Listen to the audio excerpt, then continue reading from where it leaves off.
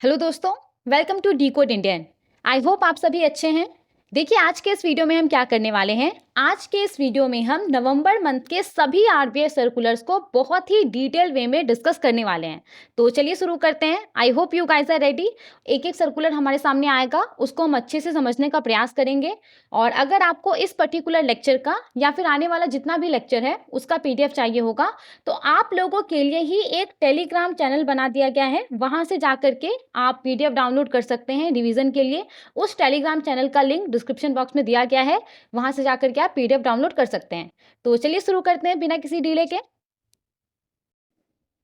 देखिए, यहाँ पे हमारे पास जो सबसे पहला सर्कुलर है, ये 8 नवंबर 2023 का सर्कुलर है। इस सर्कुलर के माध्यम से फुल्ली एक्सेसिबल रूट के अंदर जो स्पेसिफाइड गवर्नमेंट सिक्योरिटीज का लिस्ट होता है, उसको अपडेट कर दिया गया है। तो इस सर्कुलर को समझने से पहले आपको ये पता होना चाहिए कि फुल्ली एक्सेसिबल रूट है क्या। देखिए, रिजर्व बैंक के द्वारा 30 मार्च 2020 को फुल्ली एक्सेसिबल रूट को इंट्रोड्यूस किया गया था। इसके अंदर कुछ सेंट्रल गवर्नमेंट सिक्योरिटीज को स्पेसिफाई किया गया है।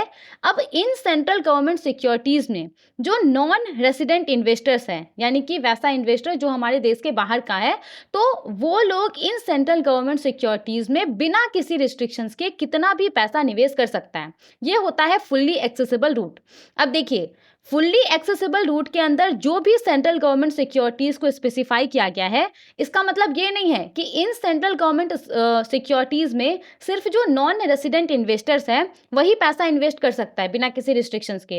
इन सेंट्रल गवर्नमेंट सिक्योरिटीज में जो डोमेस्टिक इन्वेस्टर्स हैं वो भी पैसा इन्वेस्ट कर सकता है। तो इस बात को भी याद रखिएगा कि फुल्ली एक्सेसिबल रूट के अंदर जो सेंट्रल गवर्नमेंट सिक्योरिटीज को स्पेसिफाई किया गया रहता है, वो तो डोमेस्टिक इन्वेस्टर्स के लिए अवेलेबल रहता ही है पहले से। उसको नॉन रेसिडेंट इन्वेस्टर्स के लिए भी ओपन कर दिया जाता है कि जो नॉन रेसिडेंट इन्वेस्टर्स है वो भी बिना किसी रिस्ट्रिक्शंस के कितना भी पैसा इन सिक्योरिटीज के अंदर निवेश कर सकता है। अब हम आते हैं अपने सर्कुलर के ऊपर। देखिए, इस सर्कुलर में क्या किया गया है, तो फुल्ली एक्सेसिबल रूट के अंदर जो स्पेसिफाइड सिक्योरिटीज का लिस्ट है उसको यहाँ पे अपडेट कर दिया गया है। यहाँ पे सर्कुलर में बोला जा रहा है कि हमारा जो अभी फाइनेंशियल ईयर चल रहा है, फाइनेंशियल ईयर 2023-24, तो फाइनेंशियल ईयर 2023-24 में जितना भी सोवरेन ग्रीन बॉन्ड सरकार के द्वारा इशू किया जाएगा, उन सभी सोवरेन ग्रीन बॉन्ड को फुल्ली एक्सेसिबल रूट के तहत स्पेसिफाइड सिक्योरिटीज घोषित कर दिया गया है। समझ में आ गया? ये इस सर्कुलर में कहा जा रहा है।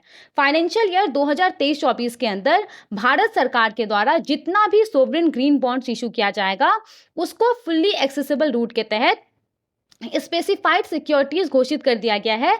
मतलब कि इन सोवरेन ग्रीन बॉन्ड्स में जो नॉन रेसिडेंट इन्वेस्टर्स है, जैसे कि एनआरआई हो गया, उसके बाद फॉरेन पोर्टफोलियो इन्वेस्टर्स हो गया, फिर आपका ये ओवरसीज सिटीजन्स ऑफ इंडिया हो गया, तो ये सब बिना किसी रिस्ट्रिक्शंस के कितना भी पैसा इन्वेस्ट कर सकता है। समझ में आ गया? और देखिए, ये पहली बार नहीं है। इससे पहले भी फाइनेंशियल ईयर 2022-23 में जितना भी सोवरेन ग्रीन बॉन्ड सरकार के द्वारा इशू किया गया था, उसको फुल्ली एक्सेसिबल रूट के अंदर जो स्पेसिफाइड सिक्योरिटीज का लिस्ट है उसमें शामिल कर दिया गया था। क्लियर हो गया?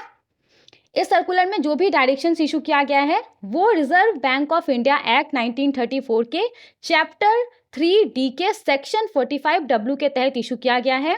और ये जो भी डायरेक्शन है ये तुरंत एप्लीकेबल भी हो गया है, तुरंत ये इफेक्टिव भी हो गया है। आगे बढ़ते हैं। ये हो गया हमारा पहला सर्कुलर। आई होप आपको समझ में आ गया होगा। आगे बढ़ते हैं और दूसरे सर्कुलर को देखते हैं।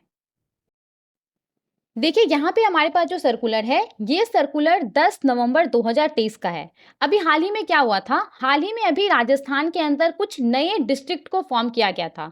तो यहाँ पे आरबीआई ने उन नए डिस्ट्रिक्ट के लिए अलग अलग बैंक को लीड बैंक रिस्पॉन्सिबिलिटी सौंपा है और उसी को लेकर के ये पर्टिकुलर सर्कुलर है।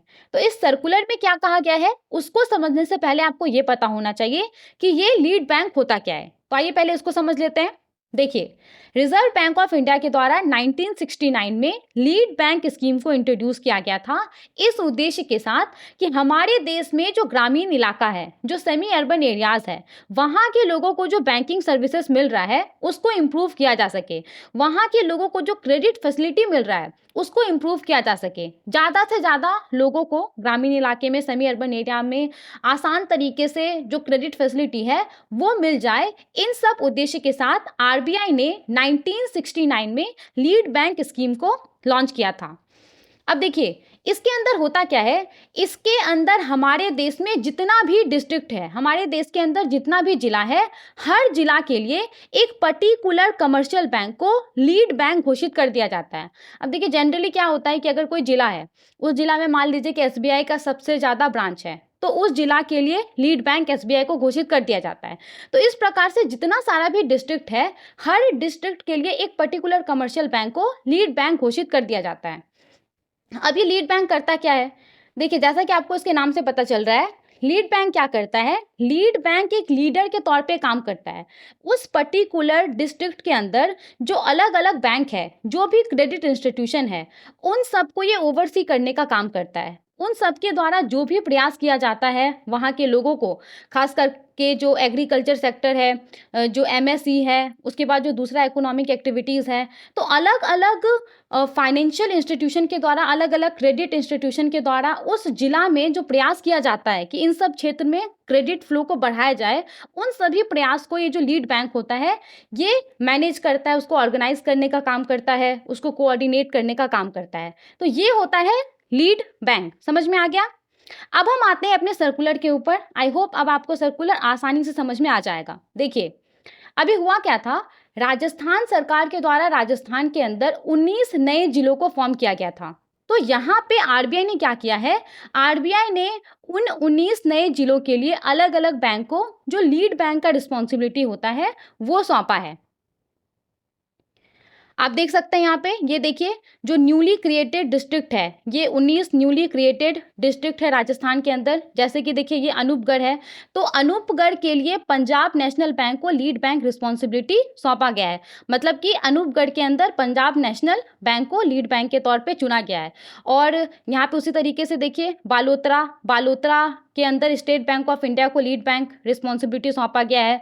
फिर ब्याबार है, ब्याबार के अंदर बैंक ऑफ बड़ौदा को लीड बैंक रिस्पॉन्सिबिलिटी सौंपा गया है। तो इस प्रकार से 19 न्यूली क्रिएटेड डिस्ट्रिक्ट है और हर डिस्ट्रिक्ट के लिए अलग-अलग बैंक को लीड बैंक रिस्पॉन्सिबिलिटी सौंपा गया है। उस डिस्ट्रिक्ट के अंदर इन सब बैंक को लीड बैंक के तौर पे चुना गया है। और देखिए जितना भी नया डिस्ट्रिक्ट को फॉर्म किया गया है, तो रिकॉर्ड कीपिंग के पर्पज से हर डिस्ट्रिक्ट के लिए एक डिस्ट्रिक्ट वर्किंग कोड भी आरबीआई के द्वारा अलाउड किया गया है। तो यहाँ पे आप चाहे तो इसको पॉज करके एक बार रीड कर सकते हैं। हालांकि सबसे ज़्यादा इंपॉर्टेंट ये है, याद रखना कि अभी जो राजस्थान के अंदर 19 नए जिलों को फॉर्म किया गया राजस्थान सरकार के द्वारा, तो आरबीआई ने उन 19 जिलों के लिए अलग अलग बैंक को लीड बैंक रिस्पॉन्सिबिलिटी सौंपा है। समझ में आ गया? आगे बढ़ें। तो यही इस सर्कुलर में था। चलिए आगे बढ़ते हैं और अपने अगले सर्कुलर को देखते हैं।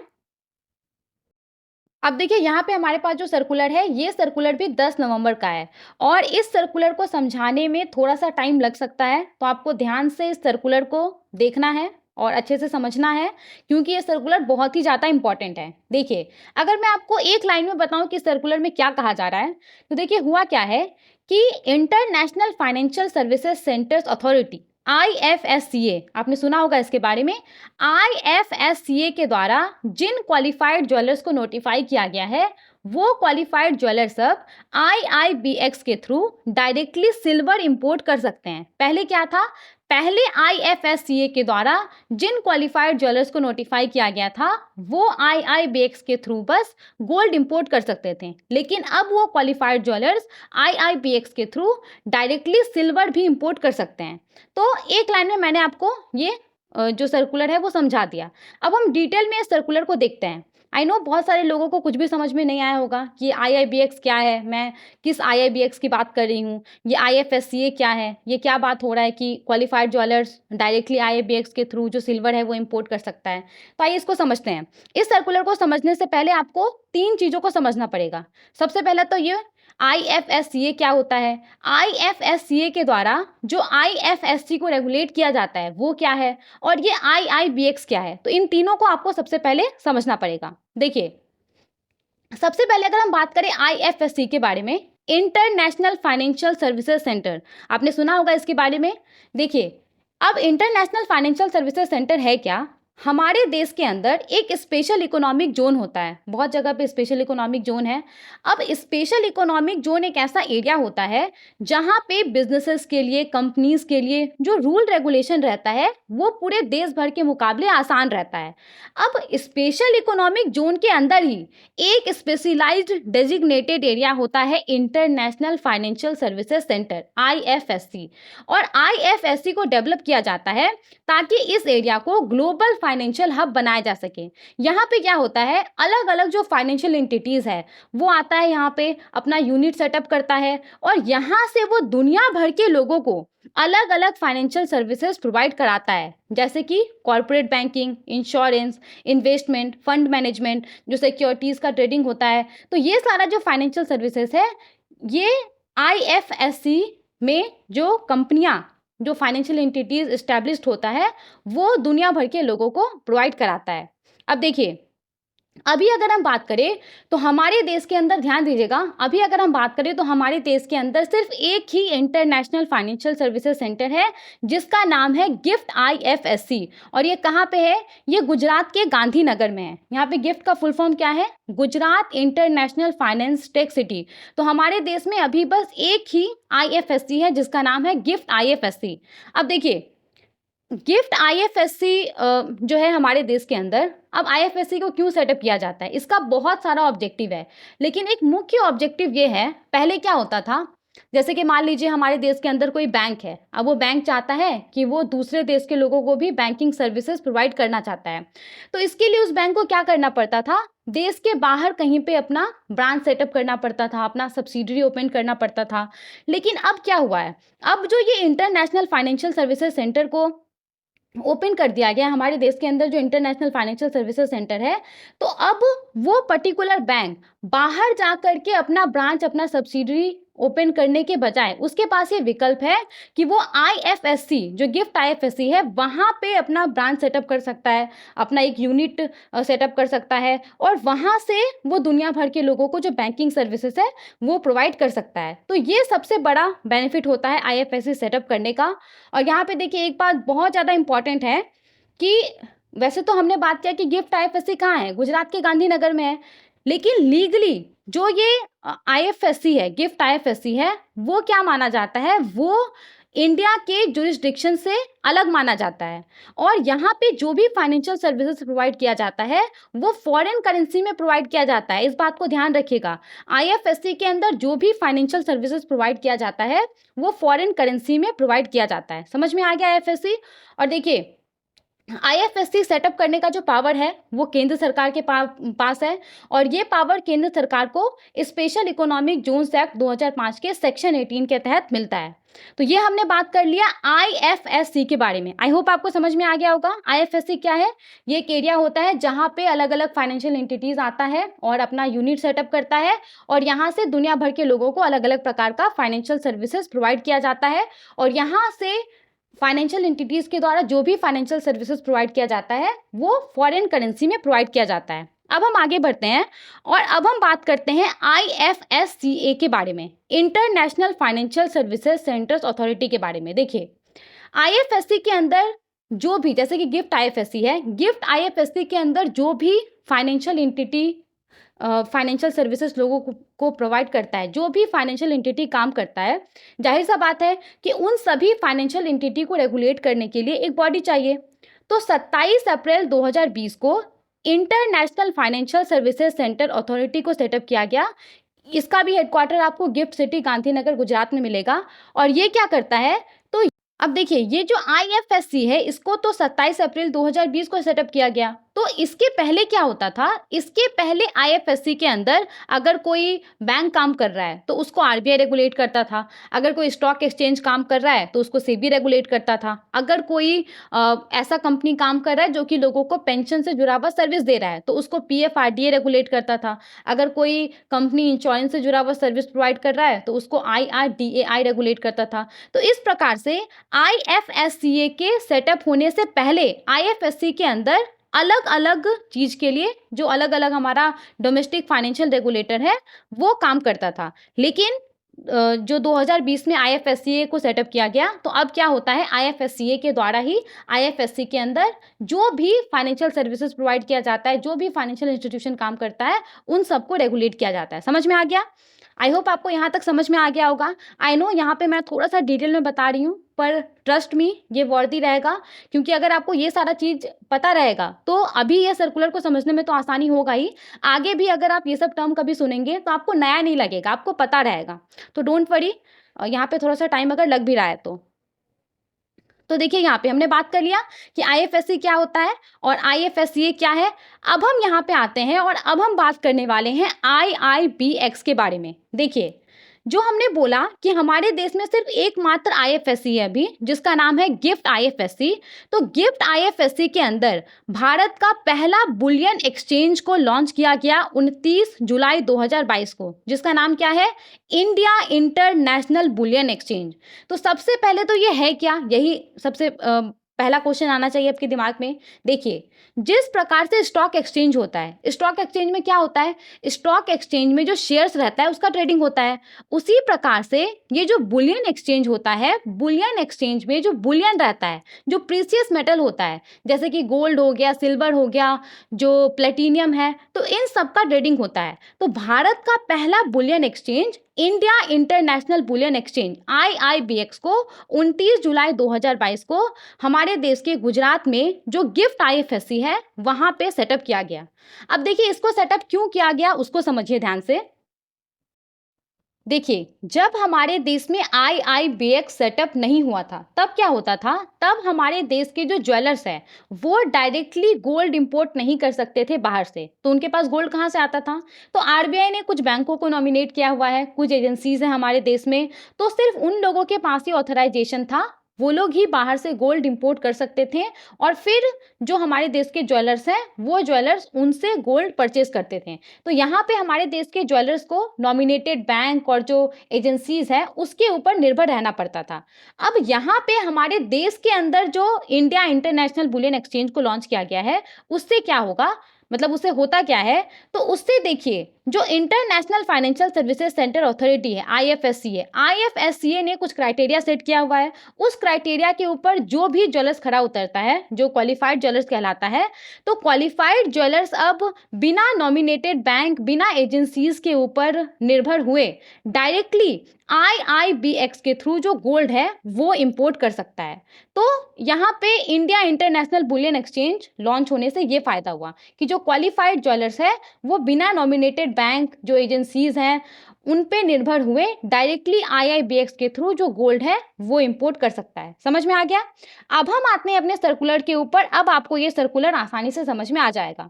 देखिए, अभी क्या है, अभी जो क्वालिफाइड ज्वेलर्स हैं, क्योंकि हमने बात किया कि जो बुलियन एक्सचेंज होता है उसमें जो प्रीसियस मेटल रहता है, जैसे कि गोल्ड, सिल्वर, प्लेटिनियम, इन सब का ट्रेडिंग होता है। लेकिन देखिए, अभी हमारे देश में जो आईआईबीएक्स है उसके थ्रू जो क्वालिफाइड ज्वेलर्स है वो बस गोल्ड को ही इंपोर्ट कर सकता है। ठीक है, ये अभी यहाँ पे नियम है। और इसके लिए हमारे देश के अंदर जो ऑथराइज्ड डीलर कैटेगरी 1 बैंक्स है, आपको पता होगा कि आरबीआई ने कुछ बैंकों को परमिशन दिया हुआ है फॉरेन एक्सचेंज ट्रांजैक्शन में डील करने के लिए। तो वो बैंक क्या कहलाता है, ऑथराइज्ड डीलर कैटेगरी 1 बैंक कहलाता है। तो अभी हमारे देश में क्या नियम है कि जो ऑथराइज्ड डीलर कैटेगरी 1 बैंक्स हैं वो क्वालिफाइड ज्वेलर्स के बिहाफ पे, जो क्वालिफाइड ज्वेलर्स के द्वारा आईआईबीएक्स के थ्रू गोल्ड इंपोर्ट किया जाता है, तो ऑथराइज्ड डीलर कैटेगरी 1 बैंक्स उन क्वालिफाइड ज्वेलर्स के बिहाफ पे एडवांस पेमेंट भेज सकता है गोल्ड के इंपोर्ट करने के लिए। ये अभी नियम है। और देखिए, यहाँ पे क्या होता है कि 11 दिन का विंडो रहता है। 11 दिन के विंडो के अंदर जो एडवांस पेमेंट है वो हो जाना चाहिए गोल्ड का इंपोर्ट के लिए, और गोल्ड का जो इंपोर्ट है वो भी कंप्लीट हो जाना चाहिए। ये अभी नियम है।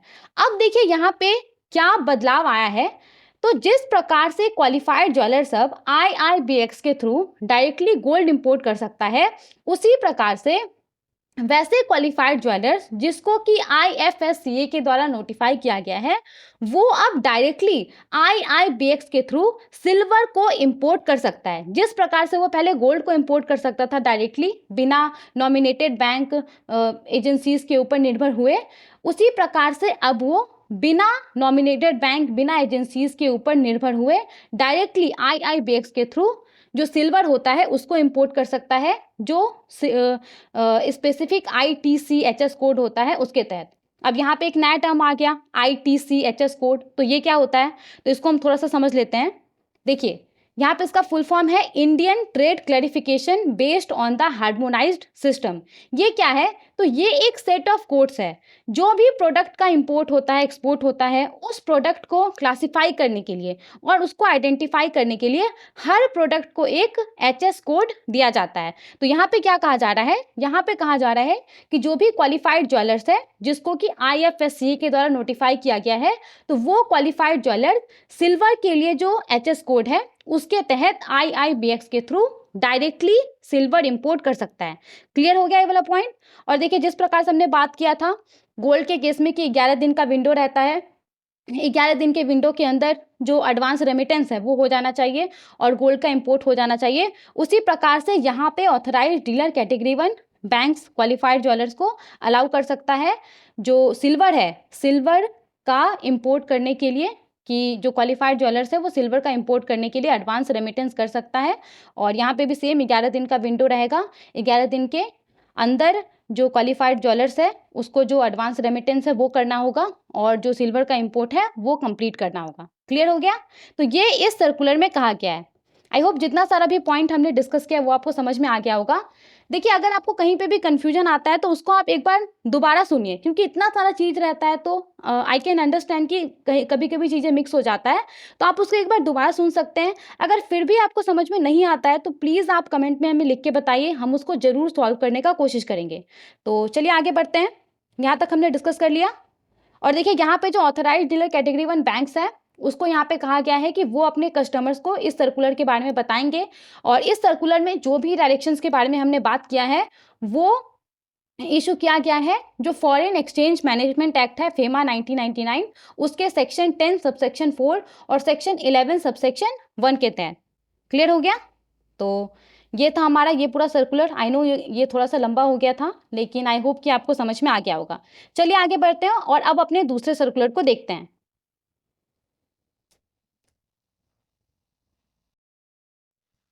देखिए यहाँ पे हमारे पास जो सर्कुलर है ये 15 नवंबर 2023 का सर्कुलर है। इस सर्कुलर में UAPA एक्ट 1967 के सेक्शन 51A के इम्प्लीमेंटेशन को लेकर के कहा गया है। अब सबसे पहले तो UAPA एक्ट क्या है, तो UAPA एक्ट क्या करता है, इसका उद्देश्य हमारे देश में जो अनलॉफुल एक्टिविटीज है उसको रोकना। तो ये सर्कुलर किस चीज से रिलेटेड है, ये सर्कुलर UAPA एक्ट 1967 के सेक्शन 51A के इम्प्लीमेंटेशन से रिलेटेड है। देखिए होता क्या है, यूनाइटेड नेशन सिक्योरिटी काउंसिल के बारे में आपने सुना होगा। तो यूनाइटेड नेशन सिक्योरिटी काउंसिल एक लिस्ट मेंटेन करता है। इस लिस्ट में वैसे इंडिविजुअल्स, वैसे एंटिटीज का नाम शामिल होता है जिसका संबंध ISIL से है, अलकायदा से है। अब ISIL यहाँ पे क्या है, Islamic state of Iraq and the Levant. ISIL को ISIS के नाम से भी जाना जाता है और ये बेसिकली क्या, ये एक टेररिस्ट ग्रुप है और अलकायदा के बारे में तो आपको पता ही होगा, एक मिलिटेंट ऑर्गेनाइजेशन है। तो यूनाइटेड नेशन सिक्योरिटी काउंसिल एक लिस्ट मेंटेन करता है वैसे इंडिविजुअल्स, वैसे एंटिटी का जिसका संबंध ISIL और अलकायदा से होता है और फिर इन एंटिटीज के ऊपर, इन इंडिविजुअल्स के ऊपर प्रतिबंध लगाया जाता है। तो यहाँ पे क्या किया गया है, यहाँ पे इस लिस्ट के अंदर 5 एंट्रीज में अमेंडमेंट किया गया है, 5 एंट्रीज में चेंजेस लाया गया है, जिसको लेकर के ये पर्टिकुलर सर्कुलर है। तो आइए इसको अच्छे से समझते हैं कि क्या यहाँ पे बोला जा रहा है। देखिए अभी क्या नियम है, तो 2016 का RBI का जो मास्टर डायरेक्शन है KYC को लेकर के, उसके अनुसार जितना भी रेगुलेटेड एंटिटीज है, रेगुलेटेड एंटिटीज को कहा गया है कि वो UAPA एक्ट 1967 के सेक्शन 51 के तहत इस बात को इंश्योर करें कि उनके पास किसी भी ऐसे इंडिविजुअल, किसी भी ऐसे एंटिटीज के नाम पे अकाउंट ओपन नहीं है जिस इंडिविजुअल, जिस एंटिटीज का नाम UNSC के सैंक्शन लिस्ट में शामिल है। समझ में आ गया अभी क्या नियम है। तो अभी RBI का जो 2016 का मास्टर डायरेक्शन है KYC को लेकर के, उसके अनुसार जितना भी रेगुलेटेड एंटिटीज है, रेगुलेटेड एंटिटीज को कहा गया है कि वो UAPA एक्ट 1967 के सेक्शन 51A के तहत इस बात को इंश्योर करे कि उनके पास किसी भी ऐसे इंडिविजुअल, किसी भी ऐसे एंटिटीज के नाम पे बैंक अकाउंट ओपन नहीं है जिसका नाम जो यूनाइटेड नेशन सिक्योरिटी काउंसिल का सैंक्शन लिस्ट है उसमें शामिल है। अब हम आते हैं अपने सर्कुलर के ऊपर। देखिए सर्कुलर में क्या कहा गया है, तो यहाँ पे जो मिनिस्ट्री ऑफ एक्सटर्नल अफेयर्स है, ministry of external affairs government of India के द्वारा यहाँ पे इन्फॉर्म किया गया है कि यूनाइटेड नेशन सिक्योरिटी काउंसिल ने एक प्रेस रिलीज जारी किया है 14 नवंबर 2023 को, और इस प्रेस रिलीज के माध्यम से यूएनएससी ने जो ये लिस्ट मेंटेन करता है वैसे इंडिविजुअल वैसे एंटिटीज का जिसका संबंध आईएसआईएल अलकायदा से है, उस लिस्ट को अमेंड किया है। तो इस बात को यहाँ पे मिनिस्ट्री ऑफ एक्सटर्नल अफेयर्स ने इन्फॉर्म किया है। और यहाँ पे देखिए यूएनएससी के द्वारा अपने सैंक्शंस लिस्ट में जो भी अमेंडमेंट किया गया है, तो वो अमेंडमेंट जो भी चेंजेस किया गया है वो लोगों को कैसे पता चलेगा कि ये चेंजेस हुआ है, तो उसके लिए यहाँ पे बताया गया है कि जो चेंजेस किया गया है वो अंडरलाइन और स्ट्राइक थ्रू के जरिए दिखाया गया है। आइए अब हम देखते हैं।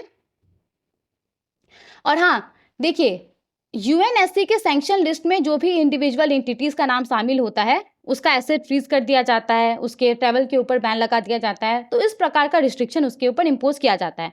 तो यहाँ पे देखिए जो यूएनएससी का सैंक्शन लिस्ट है उसमें जो अमेंडमेंट किया गया है, तो यहाँ पे आप देख सकते हैं कि 5 एंट्रीज के अंदर अमेंडमेंट किया गया है। तो यहाँ पे आप देख सकते हैं ये इंडिविजुअल्स को लेकर के जो एंट्रीज है इसके अंदर चेंजेस किया गया है। जैसे कि यहाँ पे देखिए जो चेंजेस है वो कैसे पता चलेगा, तो यहाँ पे स्ट्राइक थ्रू के जरिए कुछ चीज़ों को डिलीट कर दिया गया है और अंडरलाइन के जरिए कुछ चीज़ों को ऐड किया गया है। तो आप चाहें तो यहाँ पे इसको पॉज करके एक बार देख सकते हैं कि कहाँ कहाँ पे अमेंडमेंट हुआ है। ये चाहे तो एक बार आप पॉज करके देख सकते हैं या फिर पीडीएफ जब आपको मिलेगा तो पीडीएफ के थ्रू भी आप इसको एक बार देख सकते हैं। तो ये इस पूरे सर्कुलर में कहा जा रहा है कि यूएनएससी का जो सैंक्शन लिस्ट है उसके अंदर 5 एंट्रीज में अमेंडमेंट लाया गया है, यानी कि 5 जो एंट्रीज है इंडिविजुअल्स को लेकर के एंटिटीज को लेकर के, यहाँ पे देखिए 4 एंट्रीज जिसमें अमेंडमेंट लाया गया है वो इंडिविजुअल्स को लेकर के है, ठीक है। और यहाँ पे एक एंट्रीज जिसमें कि अमेंडमेंट लाया गया है, बदलाव लाया गया है, वो एंटिटी को लेकर के है। समझ में आ गया। अब देखिए यहाँ पे बेसिकली इस सर्कुलर को इशू क्यों किया गया है, तो इस सर्कुलर को इशू किया गया है जितना भी रेगुलेटेड एंटिटीज है उसको ये बताने के लिए कि देखिए यूनाइटेड नेशन सिक्योरिटी काउंसिल ने अपने सैंक्शन लिस्ट में अमेंडमेंट लाया है और अब आपको उस अमेंडमेंट लिस्ट के हिसाब से इस बात को इंश्योर करना है कि किसी भी ऐसे इंडिविजुअल किसी भी ऐसे एंटिटी के नाम पे आपके यहाँ पे अकाउंट ओपन नहीं है जिसका नाम इस पर्टिकुलर सैंक्शन लिस्ट में शामिल है। तो यहाँ पे इसी चीज को ध्यान में रखते हुए इस सर्कुलर को इशू किया गया है। रेगुलेटेड एंटिटीज को यहाँ पे कहा गया है कि जो भी केवाईसी के ऊपर मास्टर डायरेक्शन था उसका जो सेक्शन 51 है उसके तहत वो एप्रोप्रिएट एक्शन ले, और जो यूएपीए ऑर्डर है 2 फरवरी 2021 का उसको वो स्ट्रिक्टली फॉलो करें। तो यही सब बात यहाँ पे कहा गया है। आई होप आपको ये भी सर्कुलर अच्छे से समझ में आ गया होगा। चलिए अब आगे बढ़ते हैं और अपने दूसरे सर्कुलर को समझते हैं। तो देखिए यहाँ पे हमारे पास जो सर्कुलर है ये 16 नवंबर 2023 का सर्कुलर है, और इस सर्कुलर को भी समझाने में थोड़ा सा टाइम लग सकता है, तो ध्यान से आराम से इस सर्कुलर को समझिएगा और कहीं पे भी कंफ्यूजन आएगा तो एक बार उसको आप बैक करके फिर से सुन लीजिए। फिर भी समझ में नहीं आता है तो कमेंट में जो भी कंफ्यूजन हो रहा है उसको अच्छे से बताइए, हम उसको सॉल्व करने का कोशिश करेंगे। तो चलिए शुरू करते हैं, इस सर्कुलर को देखते हैं। देखिए इस सर्कुलर को इशू किया गया है जो कंज्यूमर क्रेडिट होता है और जो बैंक क्रेडिट टू एनबीएफसीज है उसके लिए इस सर्कुलर के माध्यम से रेगुलेटरी मेजर्स को जारी किया गया है। और देखिए इस सर्कुलर का जो सबसे इंपॉर्टेंट पॉइंट है, जो सबसे हाईलाइटेड पॉइंट है वो ये है, आपने भी इसके बारे में जरूर सुना होगा अगर आप फाइनेंशियल अवेयरनेस न्यूज़ में रुचि रखते हैं। तो देखिए यहाँ पे आरबीआई ने क्या किया है, आरबीआई ने बैंक और एनबीएफसीज का जो कंज्यूमर क्रेडिट एक्सपोजर है, यानी कि बैंक और एनबीएफसीज के द्वारा जो इंडिविजुअल्स को लोन दिया जाता है उसके ऊपर रिस्क वेट को 25% से बढ़ा दिया है। पहले ये 100% था, अभी इसको बढ़ा करके 125% कर दिया है। तो इस सर्कुलर का सबसे इंपॉर्टेंट और सबसे हाईलाइटेड पॉइंट तो ये है। अब आइए बहुत ही डिटेल वे में इस सर्कुलर को हम समझते हैं।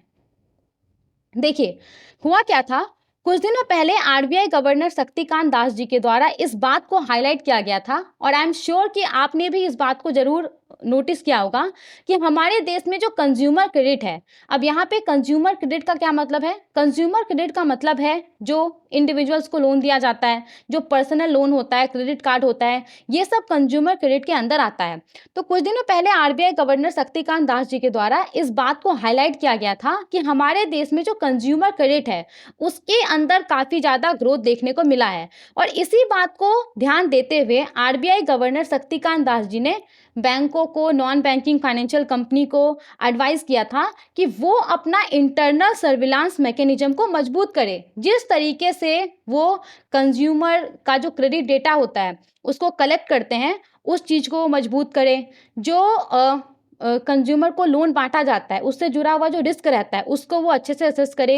इन सब बातों को ध्यान देने के लिए आरबीआई गवर्नर शक्तिकांत दास जी ने बैंक को, एनबीएफसीज को कहा था।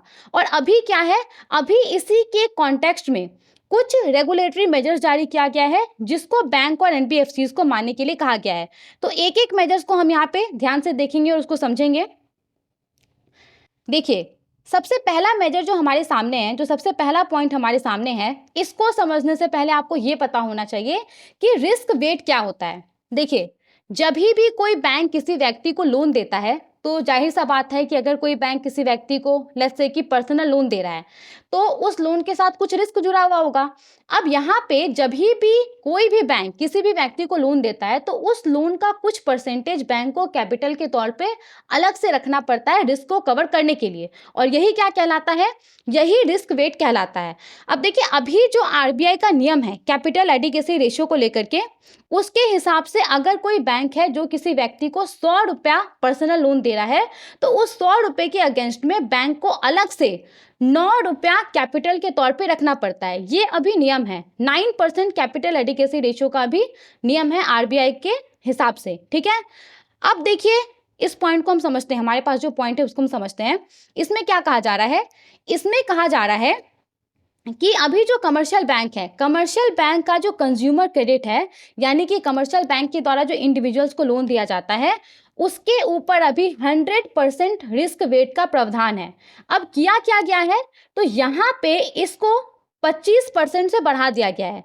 अभी इसको बढ़ा करके 125% कर दिया गया है। आई नो अभी आपको कुछ भी समझ में नहीं आ रहा होगा, डोंट वरी, हम अच्छे से इसको समझेंगे। तो कमर्शियल बैंकों का जो कंज्यूमर क्रेडिट है, यानी कि कमर्शियल बैंकों के द्वारा जो इंडिविजुअल्स को लोन दिया जाता है, उसके ऊपर अभी 100% रिस्क वेट का प्रावधान है। तो अब यहाँ पे क्या किया गया है, यहाँ पे इसको बढ़ा करके इंक्लूडिंग पर्सनल लोन सभी के लिए इसको बढ़ा करके 125% कर दिया गया है। और देखिए, यहाँ पे ये जो इंक्रीज रिस्क वेट है, वो कमर्शियल बैंक का जो आउटस्टैंडिंग है, कमर्शियल बैंक के द्वारा पहले जो लोन डिस्ट्रीब्यूट किया गया है उसके ऊपर तो लागू होगा ही, और अभी जो कमर्शियल बैंक के द्वारा नया लोन डिस्ट्रीब्यूट किया जाएगा उसके ऊपर भी लागू होगा। एक लाइन में अगर मैं आपको बताऊं तो इसका मतलब ये है कि पहले बैंकों को जो बैंक लोन देता था उसके अगेंस्ट में बैंक जो अलग से कैपिटल रखता था, जितना कैपिटल अलग से रखता था, अब उसको थोड़ा सा ज़्यादा लोन के अगेंस्ट में कैपिटल अलग से रखना पड़ेगा रिस्क को कवर करने के लिए। देखिए, जैसे कि मान लीजिए कोई बैंक है, वो किसी व्यक्ति को 100 रुपया पर्सनल लोन दे रहा है, तो अभी क्या होता है कि 100 रुपया के अगेंस्ट में उसको अलग से 9 रुपया रखना पड़ता है कैपिटल के तौर पे। तो ये 9 रुपया को आप क्या समझ लीजिए, इस 9 रुपया को आप समझ लीजिए 100%। अब यहाँ पे क्या किया गया है, 100% अभी है नियम, इसको अभी 25% से बढ़ा दिया गया है। मतलब कि 9 रुपया का 25% कितना हो गया, 2.25 रुपीस हो गया। तो यहाँ पे अब क्या है, अब अगर कोई बैंक किसी व्यक्ति को 100 रुपया पर्सनल लोन दे रहा है, तो उसके अगेंस्ट में वो 9 रुपया अलग से कैपिटल रखने के बजाय 11.25 रुपीस अलग से कैपिटल रखेगा। आई होप आपको समझ में आ गया होगा। पहले बैंक के द्वारा जो लोन दिया जाता था उसके अगेंस्ट में बैंक जो अलग से कैपिटल रखता था, अब उसको बढ़ा दिया गया है। पहले क्या था, पहले अगर बैंक किसी व्यक्ति को 100 रुपये का पर्सनल लोन दे रहा है तो उसके अगेंस्ट में बैंक को अलग से 9 रुपया कैपिटल के तौर पे रखना पड़ता था। अब क्या हो गया है, अब अगर बैंक किसी को 100 रुपये का पर्सनल लोन दे रहा है तो उसके अगेंस्ट में बैंक को अलग से 11.25% कैपिटल के तौर पे रखना पड़ेगा। यही इस पहले पॉइंट में कहा गया है। आई होप आपको क्लियर हो गया होगा। चलिए अब आगे बढ़ते हैं और दूसरे पॉइंट को देखते हैं। और यहाँ पे देखिए एक पॉइंट और है, जो अभी कमर्शियल बैंक के कंज्यूमर क्रेडिट के ऊपर रिस्क वेट को 100% से बढ़ा करके 125% कर दिया गया है। तो ये जो इंक्रीज्ड रिस्क वेट का प्रोविज़न है, ये housing loan, education loan, vehicle loan, जो कमर्शियल बैंकों के द्वारा गोल्ड के अगेंस्ट में लोन दिया जाता है, उन सब के ऊपर एप्लीकेबल नहीं होगा। समझ में आ गया पहला पॉइंट? अब आइए दूसरे पॉइंट को देखते हैं। तो देखिए यहाँ पे हमारे पास जो दूसरा पॉइंट है वो एनबीएफसी को लेकर के है। जिस प्रकार से कमर्शियल बैंक के कंज्यूमर क्रेडिट के ऊपर रिस्क वेट को 100% से बढ़ा करके 125% कर दिया गया है, उसी प्रकार से एनबीएफसी के कंज्यूमर क्रेडिट के ऊपर एनबीएफसी के द्वारा जितना सारा भी रिटेल लोन प्रोवाइड किया गया है, उन सब के ऊपर जो रिस्क वेट है उसको 100% से बढ़ा करके 125% कर दिया गया है। और देखिए यहाँ पे ये जो इंक्रीज्ड रिस्क वेट है वो आउटस्टैंडिंग एज वेल एज जो नया लोन है उसके ऊपर एप्लीकेबल होगा। हालांकि यहाँ पे एनबीएफसी के द्वारा जो एनबीएफसी का जो हाउसिंग लोन होता है, जो एजुकेशन लोन, व्हीकल लोन, जो गोल्ड ज्वेलरी के अगेंस्ट में इसके द्वारा लोन डिस्ट्रीब्यूट किया जाता है, सेल्फ हेल्प ग्रुप को जो लोन दिया जाता है, उन सब के ऊपर ये इंक्रीज्ड रिस्क वेट वाला प्रोविजन लागू नहीं होगा। समझ में आ गया? आगे बढ़े। अब देखिए यहाँ पे हमारे पास जो प्रोविजन है ये क्रेडिट कार्ड रिसीवेबल्स को लेकर के है। सबसे पहले तो क्रेडिट कार्ड रिसीवेबल्स होता क्या है? देखिए क्रेडिट कार्ड रिसीवेबल क्या होता है? क्रेडिट कार्ड के ऊपर जो आउटस्टैंडिंग बैलेंस होता है, जो किसी व्यक्ति को किसी फाइनेंशियल इंस्टीट्यूशन को चुकाना होता है, वही क्या कहलाता है? क्रेडिट कार्ड रिसीवेबल्स कहलाता है। तो स्केड्यूल कमर्शियल बैंक और एनबीएफसी का जो क्रेडिट कार्ड रिसीवेबल्स है उसके ऊपर जो रिस्क वेट का प्रावधान है उसको भी यहाँ पे बढ़ा दिया गया है। यहाँ पे स्केड्यूल कमर्शियल बैंक का जो क्रेडिट कार्ड रिसीवेबल है उसके ऊपर अभी 125% रिस्क वेट का प्रावधान है, जिसको अभी बढ़ा करके कितना कर दिया गया है? 150% कर दिया गया है। मतलब कि पहले क्या होता था कि स्केड्यूल कमर्शियल बैंक के द्वारा जो स्केड्यूल कमर्शियल बैंक का जो क्रेडिट कार्ड रिसीवेबल है, अगर वो 100 रुपए का होता था तो उसके अगेंस्ट में जो बैंक है स्केड्यूल कमर्शियल बैंक उसको अलग से 11.25% रखना पड़ता था कैपिटल के तौर पे। लेकिन अब स्केड्यूल कमर्शियल बैंक का अगर क्रेडिट कार्ड रिसीवेबल 100 रुपया का है तो उसके अगेंस्ट में उसको 13.5 रुपीज जो है अलग से कैपिटल के तौर पे रखना पड़ेगा। तो यहाँ पे स्केड्यूल कमर्शियल बैंक का जो क्रेडिट कार्ड रिसीवेबल है उसके ऊपर रिस्क वेट को 125% से बढ़ा करके 150% कर दिया गया है। और उसी प्रकार से एनबीएफसी का जो क्रेडिट कार्ड रिसीवेबल है उसके ऊपर पहले 100% रिस्क वेट का प्रावधान था, इसको बढ़ा करके अभी 125% कर दिया गया है। यहाँ पे आप चाहें तो पॉज करके इसको एक बार पढ़ सकते हैं ताकि आपको चीजें और भी अच्छे से समझ में आ जाए। चलिए आगे बढ़ते हैं और दूसरे पॉइंट को देखते हैं। देखिए यहाँ पे हमारे पास जो पॉइंट है वो किस चीज से रिलेटेड है? तो स्केड्यूल कमर्शियल बैंक का जो एक्सपोजर रहता है एनबीएफसी को, साधारण शब्दों में कहूँ तो स्केड्यूल कमर्शियल बैंक के द्वारा जो एनबीएफसी को लोन क्रेडिट फैसिलिटी प्रोवाइड किया जाता है उसके ऊपर रिस्क वेट का क्या प्रावधान है उसको लेकर के ये पॉइंट है। सबसे पहले तो यहाँ पे जब हम बात करें एनबीएफसी के बारे में तो कोर इन्वेस्टमेंट कंपनीज इसमें शामिल नहीं है। तो स्केड्यूल कमर्शियल बैंक के द्वारा जो एनबीएफसी को लोन प्रोवाइड किया जाता है, एकदम हम साधारण भाषा में बात कर रहे हैं, तो स्केड्यूल कमर्शियल बैंक के द्वारा एनबीएफसी को जो लोन प्रोवाइड किया जाता है तो उसके ऊपर अभी रिस्क वेट कैसे तय किया जाता है? तो ये तय किया जाता है कि उस एनबीएफसी को किसी एक्सटर्नल क्रेडिट असेसमेंट इंस्टीट्यूशन के तरफ से क्या रेटिंग प्रोवाइड किया गया है। तो किसी एक्सटर्नल क्रेडिट असेसमेंट इंस्टीट्यूशन के तरफ से उस पर्टिकुलर एनबीएफसी के क्रेडिट वर्दीनेस को देख करके जो भी रेटिंग प्रोवाइड किया जाता है उसके आधार पे schedule commercial bank risk wait तय करता है। ये अभी एग्जिस्टिंग नियम है। अब देखिए यहाँ पे आरबीआई ने क्या कहा है? आरबीआई ने यहाँ पे क्या कहा है कि अब उन सभी केसेस में जहां पे जो एक्सटर्नल क्रेडिट असेसमेंट इंस्टीट्यूशन के द्वारा एनबीएफसी को रेटिंग प्रोवाइड किया जाता है उसके आधार पे जो रिस्क वेट तय किया जाता है वो 100% से अगर कम है तो उस केस में जो स्केड्यूल कमर्शियल बैंक है उसको और एडिशनल 25% रिस्क वेट का प्रावधान करना पड़ेगा। समझ में आ गया? देखिए अभी क्या प्रावधान है? अभी स्केड्यूल कमर्शियल बैंक के द्वारा जो एनबीएफसी को लोन दिया जाता है तो उसके ऊपर रिस्क वेट कैसे तय करता है स्केड्यूल कमर्शियल बैंक? तो स्केड्यूल कमर्शियल बैंक तय करता है उस एनबीएफसी का जो रेटिंग रहता है, जो कि उस एनबीएफसी को किसी एक्सटर्नल क्रेडिट असेसमेंट इंस्टीट्यूशन के द्वारा मिला हुआ रहता है, उसके आधार पे। तो अब आरबीआई ने क्या कहा है? आरबीआई ने कहा है कि देखिए अगर एनबीएफसी को जो लोन प्रोवाइड किया जा रहा है उसके ऊपर जो रिस्क वेट है वो अगर 100% से कम है तो इस केस में जो शेड्यूल कमर्शियल बैंक है उसको और एक्स्ट्रा 25% रिस्क वेट का प्रावधान करना पड़ेगा। ये इस पर्टिकुलर पॉइंट में कहा गया है। आई होप आपको समझ में आ गया होगा। चलिए आगे बढ़ते हैं और दूसरे पॉइंट को देखते हैं।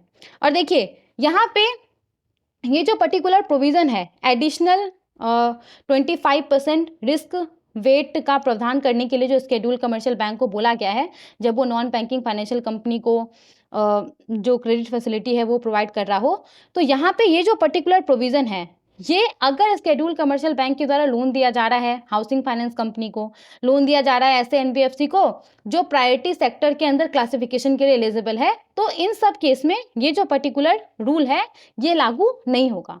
समझ में आ गया? आगे बढ़े दूसरे पॉइंट को देखें।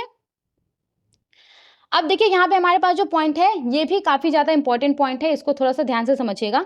देखिए अभी क्या है, अभी यहाँ पे इस सर्कुलर में क्या कहा गया है कि जो भी रेगुलेटेड एंटिटीज है, रेगुलेटेड एंटिटीज को कहा गया है कि उसके द्वारा जो कंज्यूमर क्रेडिट के अंदर अलग अलग सेक्टोरल एक्सपोजर लिमिट तय किया गया है उसको वो रिव्यू करेगा। अब कंज्यूमर क्रेडिट के अंदर पर्सनल लोन आता है, क्रेडिट कार्ड आता है, तो किसी व्यक्ति को कितना मैक्सिमम पर्सनल लोन दिया जा सकता है, तो ये जो कंज्यूमर क्रेडिट के अंदर अलग अलग सेगमेंट के लिए एक्सपोजर लिमिट तय किया जाता है रेगुलेटेड एंटिटीज के द्वारा, तो इस एक्सपोजर लिमिट को आरबीआई ने कहा है रेगुलेटेड एंटिटीज को रिव्यू करने के लिए।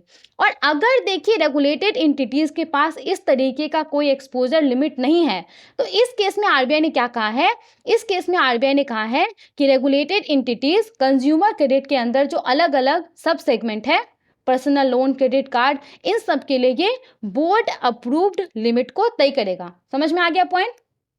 और देखिए यहाँ पे स्पेसिफिकली जो अनसिक्योर्ड कंज्यूमर क्रेडिट एक्सपोजर है, यानी कि जो अनसिक्योर्ड लोन होता है जो जिसके अगेंस्ट में किसी भी प्रकार का कोलेटरल नहीं रहता है, तो यहाँ पे स्पेसिफिकली कहा गया है कि अनसिक्योर्ड कंज्यूमर क्रेडिट एक्सपोजर के ऊपर जो लिमिट है कि कितना मैक्सिमम अनसिक्योर्ड लोन दिया जा सकता है, वो लिमिट तय करने के लिए रेगुलेटेड एंटिटीज को, और जो भी लिमिट तय किया जाएगा उसको स्ट्रिक्टली फॉलो करने के लिए भी कहा गया है यहाँ पे रेगुलेटेड एंटिटीज को। समझ में आ गया ये पॉइंट?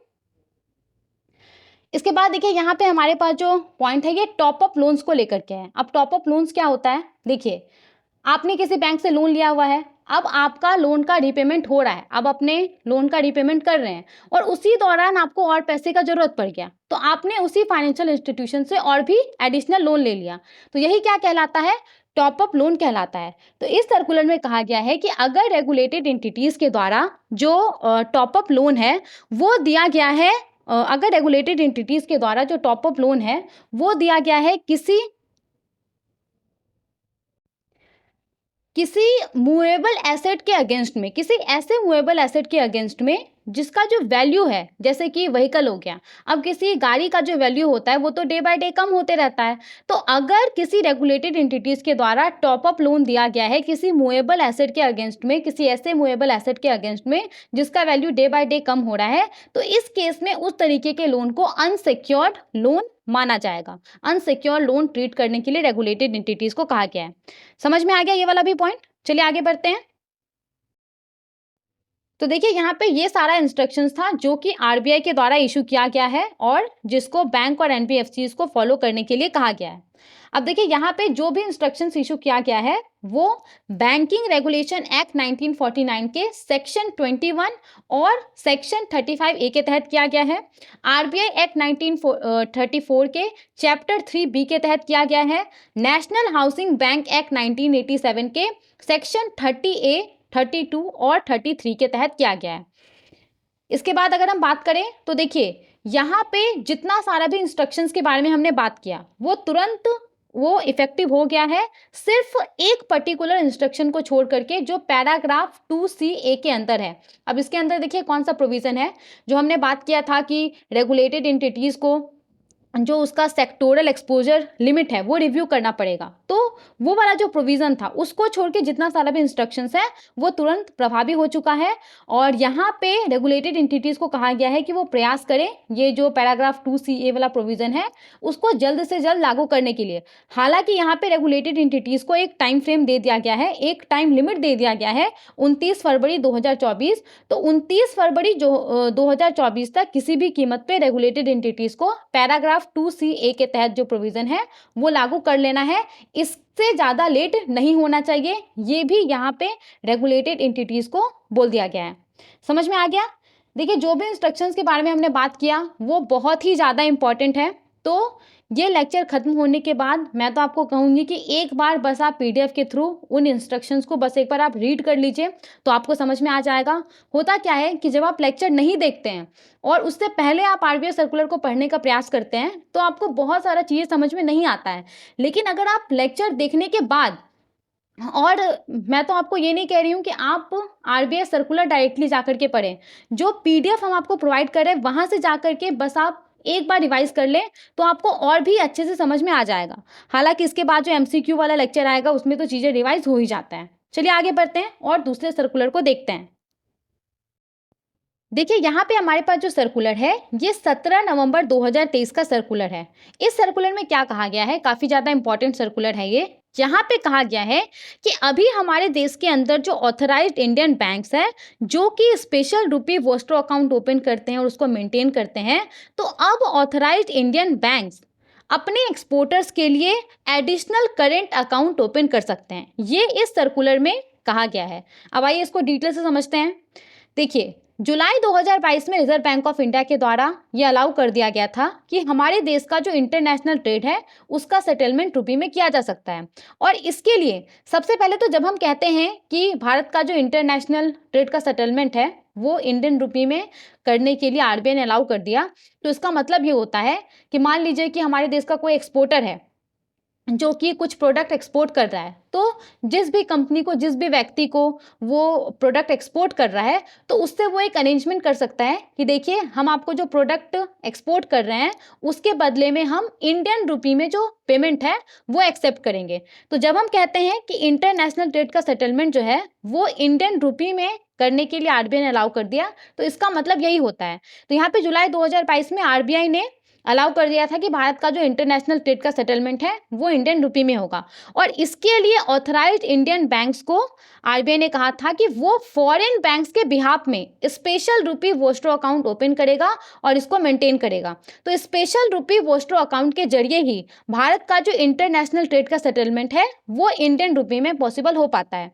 अब इसका मतलब क्या है स्पेशल रुपी वोस्ट्रो अकाउंट का, और किस तरीके से इसके थ्रू जो भारत का इंटरनेशनल ट्रेड का सेटलमेंट है वो इंडियन रुपी में हो पाता है, उसको हम समझते हैं।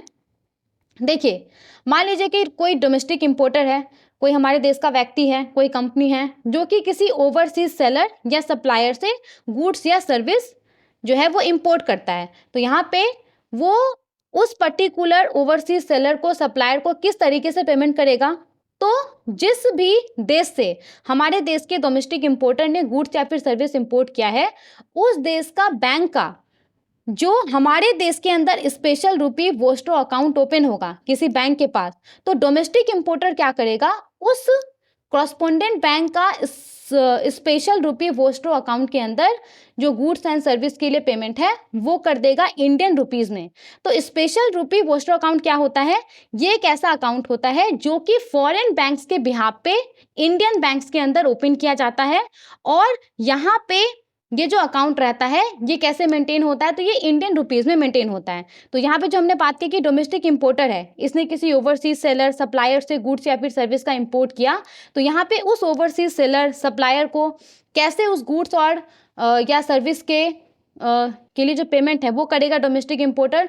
तो यहाँ पे क्या होगा कि जो कॉरस्पॉन्डेंट बैंक का हमारे देश के अंदर स्पेशल रुपी वोस्ट्रो अकाउंट है, वहाँ पे डोमेस्टिक इंपोर्टर क्या करेगा, इंडियन रुपीज़ में पेमेंट करेगा। तो इस तरीके से ये कुछ काम करता है। आई होप आपको समझ में आ गया होगा। देखिए, उसी प्रकार से अगर कोई डोमेस्टिक एक्सपोर्टर है जो कि कोई प्रोडक्ट है उसको एक्सपोर्ट कर रहा है, तो इस केस में क्या होगा, जो कॉरस्पॉन्डेंट बैंक का हमारे देश के अंदर किसी बैंक में स्पेशल रुपी वोस्ट्रो अकाउंट है, तो उस स्पेशल रुपी वोस्ट्रो अकाउंट से जो भी डोमेस्टिक एक्सपोर्टर ने एक्सपोर्ट किया उसके बदले में जो भी पेमेंट के लिए वो एलिजिबल है, वो जो पैसा है वो कॉरेस्पोंडेंट बैंक के स्पेशल रुपी वोस्टो अकाउंट से डिडक्ट हो जाएगा और वो क्रेडिट हो जाएगा जो डोमेस्टिक एक्सपोर्टर है उसके बैंक अकाउंट में। तो कुछ इस तरीके से स्पेशल रुपी वोस्टो अकाउंट काम करता है। इसको हम फिर कभी अच्छे से डिटेल में समझेंगे, अभी के लिए बस आप इतना समझ लीजिए। अब देखिए सर्कुलर में क्या बोला जा रहा है। तो इस सर्कुलर में बोला जा रहा है कि आपको पता होगा कि हमारा उद्देश्य क्या है। हमारा उद्देश्य है एक्सपोर्ट को बढ़ावा देना। तो एक्सपोर्टर को और भी ज़्यादा फ्लेक्सिबिलिटी प्रोवाइड करने के लिए यहाँ पे जो ऑथराइज्ड डीलर कैटेगरी 1 बैंक्स है जो कि अपने पास स्पेशल रुपी वोस्टो अकाउंट मेंटेन करता है, उसको यहाँ पे आरबीआई ने परमिट कर दिया है कि अब आप अपने एक्सपोर्टर के लिए एक additional special current account open कर सकते हैं जो कि स्पेसिफिकली किस चीज़ के लिए रहेगा, जो कि स्पेसिफिकली जो एक्सपोर्ट ट्रांजेक्शन्स है उसके सेटलमेंट के लिए रहेगा।